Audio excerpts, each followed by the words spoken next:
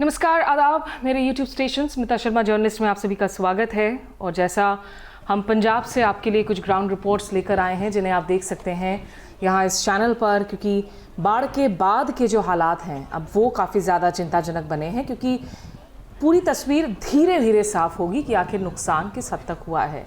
लेकिन पंजाब में जो लगातार बाढ़ बारिश की समस्या से किसान कर्ज के उस जहरीले साइकिल से निकल नहीं पा रहे हैं, इसे हम कैसे देखें, इसे समझने के लिए मेरे साथ इस वक्त गुनबीर जी हैं। आप जाने माने यहाँ के पर्यावरणविद हैं, क्लाइमेट एक्टिविस्ट हैं और साथ ही इनकी अपनी फाउंडेशन है दिलबीर फाउंडेशन, जो क्लाइमेट चेंज के मुद्दे पर काफ़ी ज़्यादा पॉलिसी वर्क करते हैं। सर, बहुत शुक्रिया आपका हमारे साथ जुड़ने के लिए।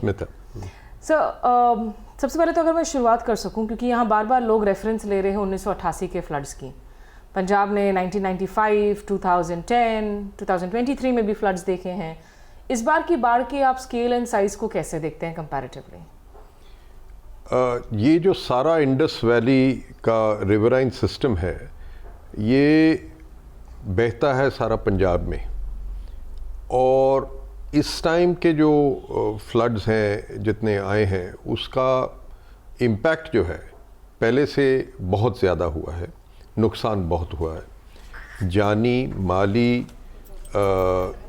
यहाँ तक कि मवेशियों का बहुत नुकसान हुआ है, मतलब लाखों में मवेशी मरे हैं। उसका इम्पैक्ट तो अभी शुरुआत है। अब जैसे हड़ का पानी कम हो रहा है, पर इसका जो इम्पैक्ट है हेल्थ पे, जो डिजीज़ होगी, जो पैंडेमिक होंगे, ये आगे आएंगे अगर उनको ठीक तरीके से मैनेज नहीं किया जा सके। आगे के दिनों में ये सिचुएशन और गंभीर होगी, और उसका कारण ये है कि क्लाइमेट चेंज जो हम अभी तक इग्नोर कर रहे थे, वो अब उसके इम्पैक्ट जो है बहुत ज़्यादा होंगे। सब वेदर सिस्टम्स चेंज कर रहे हैं और ये वेदर सिस्टम ज़्यादा सिवियर हो रहे हैं, ज़्यादा भयंकर हो रहे हैं, और ये इसका अगर हम अगर प्रॉपरली मैनेज नहीं करेंगे तो इसका खमियाजा बहुत ज़्यादा होगा। देखिए, जब हम क्लाइमेट चेंज की बात करते हैं और उसमें ह्यूमन ग्रीड का एक बहुत बड़ा फैक्टर भी है, और ये लगातार रिपोर्ट्स आ रही हैं जो ग्रीन थिंक टैंक्स है डाउन टू अर्थ, उनकी कुछ साल पहले रिपोर्ट आई थी कि कैसे जो एक्सेस वेदर इवेंट्स पहले 100 साल में एक दफ़ा होते थे, अब वो हर 3 से 5 साल के अंदर होने लगे हैं या उससे ज़्यादा फ्रीक्वेंटली होने लगे हैं। पंजाब में जैसे जैसे ये फ्लड्स आ रहे हैं सर, बहुत सारे सवाल पूछे जा रहे हैं कि यहाँ की कनाल्स, यहाँ की नदियों को क्या बेहतर मैनेज किया जा सकता है, डैम्स को, क्या ये मिसमैनेजमेंट हमारी एंड से है जो ट्रिगर कर रहा है इस क्राइसिस को? इस सारे क्राइसिस में शुरुआत होती है इकोसिस्टम से। क्या हम रुख काटी जाएंगे? आज अब ट्रैवल कीजिए, देखो हिमालयन सिस्टम जो है, शिमला की तरफ चले जाइए या बाकी हिमाचल की तरफ चली जाइए, कश्मीर की तरफ चली जाइए, वहाँ पे इतनी बुरी तरह वृक्ष काटे जा रहे हैं। आज अगर फ्लड्स आए हैं या कोई क्लाउड बर्स्ट आया है, उससे सबसे पहले आपको दृश्य किस चीज़ का नज़र आया है? कटे हुए पेड़ जो नीचे बह रहे हैं। पूरी टिम्बर की जो है फ्लोटिंग इमेजेस आ रही हैं हिमाचल प्रदेश। उसका कारण ये है कि हम कटाई पे कोई रोक नहीं लगा रहे, नया पौधा हम लगा नहीं रहे। जब हम पौधे नहीं लगाएंगे, वृक्ष नहीं छोड़ेंगे, तो मिट्टी को और पत्थर को पकड़ेगा क्या?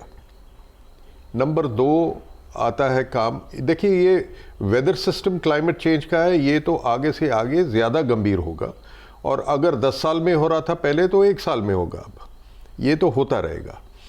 इसकी प्रिपेयर्डनेस हमारी क्या है? हम क्या कर रहे हैं? क्या हम अपने डैम्स जो हैं, जो पानी को रोकते हैं, उनको हम साफ कर रहे हैं? उनकी कैपेसिटीज़ आज के दिन में, अब आपको मैं एग्जांपल देता हूँ भाखड़ा का। भाखड़ा जब से बना है आज तक हमने उसकी सफाई नहीं की, उसकी कैपेसिटी जो है 70-80% रह गई है। बाकी के डैम्स की भी ये सिचुएशन है। जो दरिया बहते हैं, जो कैनाल्स बहती हैं नीचे, उनकी सिल्टिंग ठीक से हम कर रहे हैं कि नहीं कर रहे? क्या हम पहाड़ों में 4 लेन हाईवेज काय के लिए बना रहे हैं? 4 लेन हाईवेज वहाँ पे बनाएंगे तो और नुकसान होगा, टनलिंग करे जाएंगे और नुकसान होगा ना।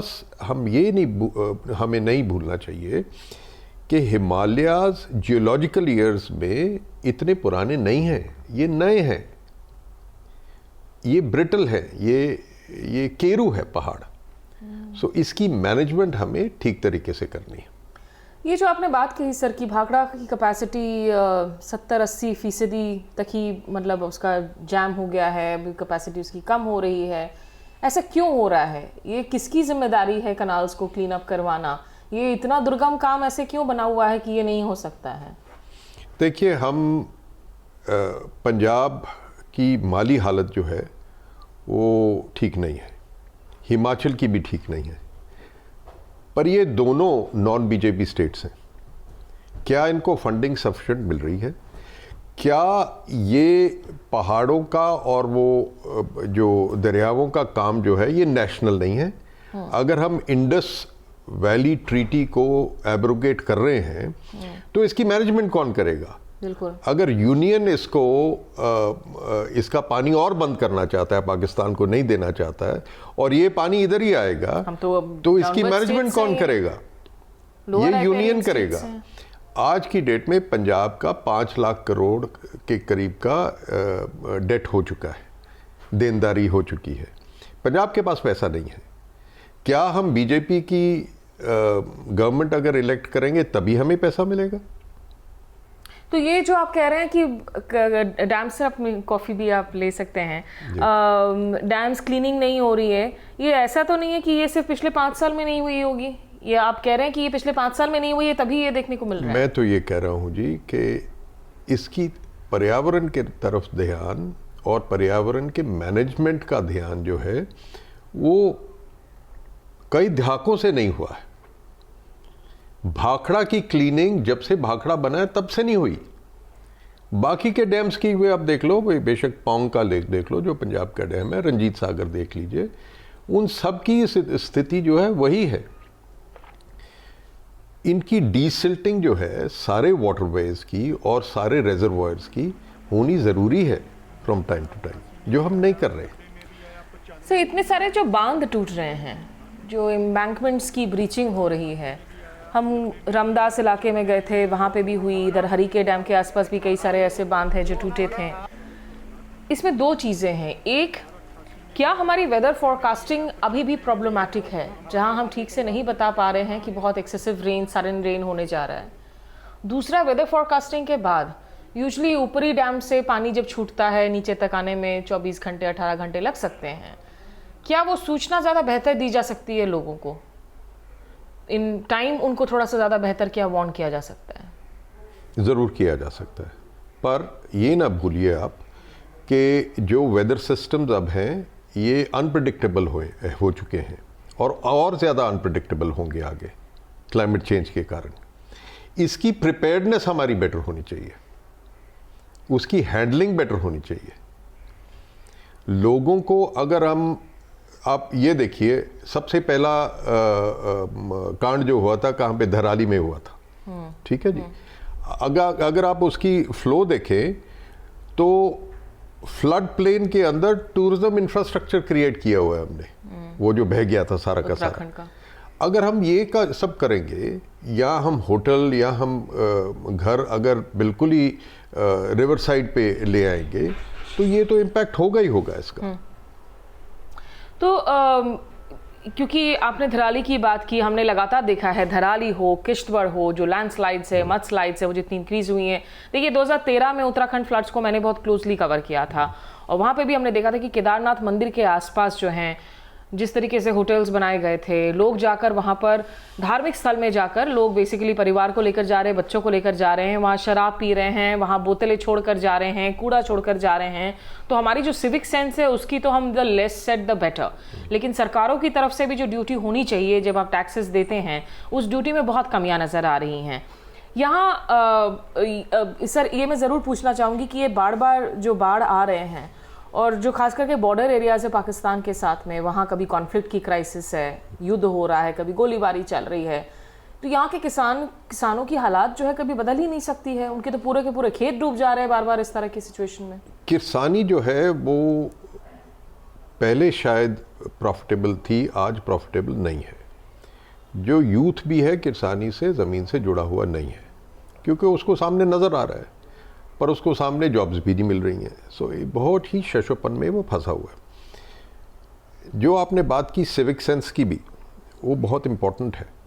सिविक सेंस हम लोगों में, regardless of the fact, Modi साहब ने काफ़ी अपने प्लान्स चलाए स्वच्छ भारत के, दिस एंड दैट, पर फिर भी ये माइंडसेट जो है, ये अकल जो है, हम भारतीयों में आनी ज़रूरी है। मैं तो ये समझता हूँ कि अगर हर भारतीय सोचना शुरू कर दे कि मेरा आला दुआला, मेरा शहर, ये मेरी जिम्मेवारी है, तो फिर बहुत कुछ फ़र्क पड़ सकता है। हम माउंटेन्स ऑफ प्लास्टिक क्रिएट कर रहे हैं, हम माउंटेन्स ऑफ एवरीथिंग क्रिएट कर रहे हैं, सब कुछ हम ये दरियाओं में फेंकी जा रहे हैं, वो भी तो ट्रबल क्रिएट कर रहे हैं। और इलीगल डाइवर्जन ऑफ पानी भी तो कर रहे हैं किसान। बिल्कुल कर रहे हैं, खेतों के लिए बिल्कुल कर रहे हैं। खेतों के लिए पानी तो यहाँ पे तो कैनाल सिस्टम इतना अच्छा नेटवर्क बना हुआ है, कोई खास इतना नहीं फ़र्क पड़ता है। पर आपने बात मंड एरिया की थी, बंदों की, बंद की बात की थी। देखिए, ये बंद टॉलरेट करते हैं 25-30 हज़ार क्यूसेक के पानी जबकि फ्लो आ रही होती है। जब बाढ़ आती है और ऊपर से रिलीज़, क्योंकि डैम्स में कैपेसिटी इतनी है नहीं है, जब वो रिलीज़ होते हैं तो नीचे जब आप तीनों डैम से तकरीबन 2.5 लाख से 3 लाख क्यूसेक रिलीज़ कर रहे हैं पानी, वो तो बांध तोड़ेगा। ये उसका जो खमियाजा है वो लोगों के ऊपर पड़ेगा, नुकसान होगा। और इस नुकसान को भरने के लिए लोग, जो किसान बैठा हुआ है, उसकी ताकत नहीं है इस वक्त, ना स्टेट की ताकत है फाइनेंशियली। सर, तो आखिरी सवाल ऐसे में, क्योंकि अब जैसा, और मैं बार बार अपने सारे रिपोर्ट्स में मैं आपसे रिक्वेस्ट करूंगी, अगर आपने रिपोर्ट्स नहीं देखी हैं तो जाकर देखें उन रिपोर्ट्स को। हम उसमें अपील कर रहे हैं कि पंजाब को इस वक्त खाने की ज़रूरत नहीं है। जो फूड मटेरियल है या मेडिकल एड आप लोग नॉर्मल बुखार उखार के भेज रहे हैं, उससे ज़्यादा अभी जो दूसरी चीज़ें हैं उनकी ज़रूरत है। खाद हो गया, बीज हो गया, ईंधन हो गया, घरों को रीबिल्ड करने के लिए जो सामान चाहिए, उन सामान की बहुत ज़रूरत होगी। आप क्या कहना चाहेंगे लोगों से कि अभी बाढ़ का असेसमेंट अभी तो कितना परसेंटेज हो पाया है, कितनी जो है अभी बाकी है असली तस्वीर का सामने उभर कर आना?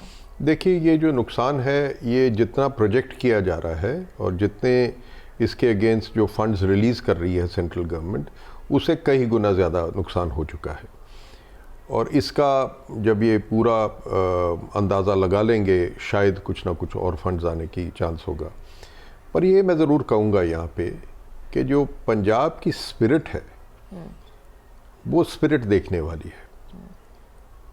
अगर कोई इमदाद लेके किसी फार्मर के घर के पास गया है, तो वो फार्मर 3 फुट पानी में भी चाय बना के उसको दे रहा है, खाना पीना भी दे रहा है उसको, कि आप हमारी इमदाद के लिए आए हैं, पर है तो हमारे गेस्ट हैं। ये जो स्पिरिट है, ये जो सिख की सेवा है, ये हर जगह लोगों ने बहुत ही पसंद की है। पर इसका ये नहीं मतलब कि लोग अपना हाथ खींच लें, क्योंकि यहाँ के लोग दुनिया में या इस मुल्क में कहीं पे भी किसी को इमदाद चाहिए होती है, भागे दौड़े पहुँचते हैं और इमदाद देते हैं। आज पंजाब को ज़रूरत है। पंजाब की इमदाद जो किसी ने देनी है, वो लोकल एडमिनिस्ट्रेशन को पूछ के आज की जो रिक्वायरमेंट्स है उसके मुताबिक देनी चाहिए। बिल्कुल, और ये तो खुद हमने भी देखा है। मैं पंजाब आती रही हूँ कई सालों से, और फार्मर्स प्रोटेस्ट भी कवर किया, इलेक्शंस कवर किए। इसमें तो कोई शक ही नहीं है। आप एक गरीब से गरीब किसान के घर चला जाए, जिसका सारा सामान बर्बाद हो चुका है, लेकिन वो सबसे पहले आपको पूछेगा कि आपको चाय बिना पिए हम कैसे जाने दें, चाय पी लीजिए, रोटी खा लीजिए। अपने पास रोटी हो या ना हो, लेकिन आपको ज़रूर ऑफ़र करेंगे। तो वो जो चढ़दी कला वाली जो फीलिंग है ना, जो स्पिरिट है, वो बिल्कुल जिंदा दिल है। लेकिन उसका मतलब ये नहीं है कि आप ये कह दें कि भाई लोग ही सेल्फ सफिशिएंट है, लोग अपना जो है सब कुछ काम कर लेंगे। नहीं, उनको लोगों के साथ की ज़रूरत है।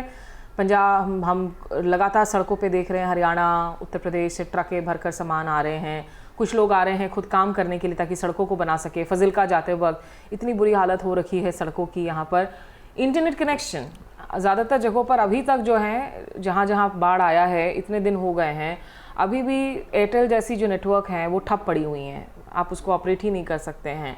तो ये सारी चीज़ें हैं जिसका ध्यान रखने की ज़रूरत है। संपर्क जब कट जाता है और ज़िंदगी को वापस पटरी पर लाने में बहुत मशक्क़त करनी पड़ती है, तो इसीलिए safe Punjab, keep Punjab in your thoughts and prayers. बहुत शुक्रिया आपका सर हमारे साथ। आपका बहुत बहुत शुक्रिया, थैंक यू। तो जुड़े रहिए आप मेरे साथ मेरे चैनल में। नमस्कार, आदाब।